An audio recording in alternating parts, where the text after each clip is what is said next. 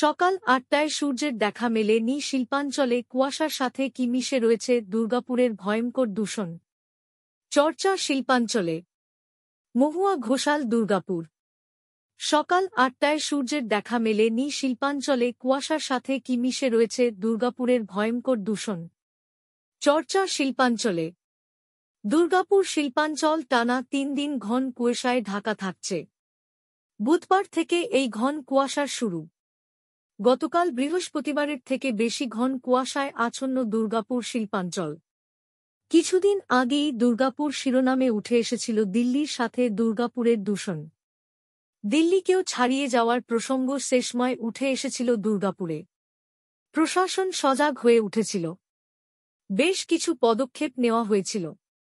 কিন্তু সেসব কি ঠিকঠাক হচ্ছে কিনা তা কেউ নজরদারি চালাচ্ছে।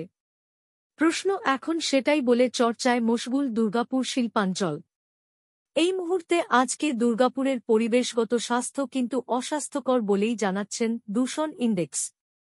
বাঁশকোপা শিল্পতালুকে কুয়াশার ভয়ঙ্করতা এমন পর্যায়ে পৌঁছায় যে হাত 10 দূরের বস্তুও দেখা যাচ্ছিল না।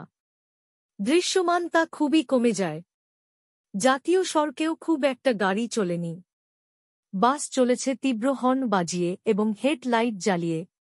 প্রশাসন যেসব ব্যবস্থা নিতে শিল্পপতিদের নির্দেশ দিয়েছিল তা কিন্তু মানা হচ্ছে না বলেই অভিযোগ স্থানীয় গ্রামগুলির বাসিন্দাদের অভিযোগ প্রশাসন বৈঠক করেই খালাস, কিন্তু তা মানা হচ্ছে কিনা তার নজরদারি নেই। শিল্পতালুকগুলির অবস্থা খুবই খারাপ, কুয়াশার সাথে মিশে আছে ভয়ঙ্কর দূষণ, এমনটাই অভিযোগ বাসিন্দাদের।